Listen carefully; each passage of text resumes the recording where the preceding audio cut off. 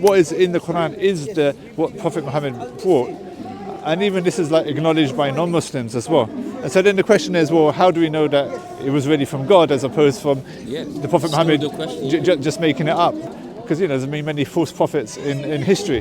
And the reason we know this is because the Qur'an, the Prophet Muhammad was an unlettered man. He wasn't well studied, couldn't read or write. And the Qur'an is like the absolute pinnacle, unsurpassable achievement of Arabic language, which cannot be surpassed. It's a literary miracle, and it's become the foundation for the Arabic language. It's the first book that was ever written in Arabic, and it's still the premier, unsurpassable book. And it also contains a lot of knowledge about past nations, past religious beliefs, the future, predictions about the natural world.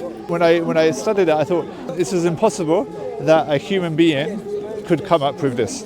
And let alone the Prophet Muhammad, given that he was an unlettered man in a time of history in the Arabian Peninsula when there was not much knowledge being circulated. How could he have known all of these things? The basic thinking behind it. You have to also look into the Bible. When you see the Bible, you see that there's a lot of similarities between the Quran and the Bible. Of course. So it's not necessarily anything majorly different. It seems like what I see what the Quran does is speak on things that have already been written about already. It's not really anything new, except for the differences between how the stories are made. So you got the characters, Adam, you got all these prophets, Moses, Jesus. But why is that? Why is that? Because even before it, we know of the Old Testament, the Torah, that was before. And these things have been written, right? And the things that we see in the Torah right now, even to this day, are the things which were written before the Quran had come. I agree. Right? So it's like interesting, because you're saying that it's so great, but look at the Torah itself.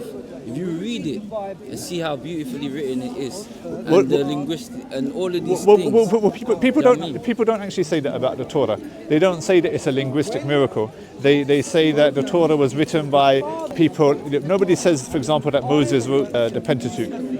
This is like no scholar says that Moses actually wrote it, but rather it's still based on this. That it's similar. It's based on the stories about what happened in Moses' time, but it was written hundreds of years afterwards and developed and edited and changed.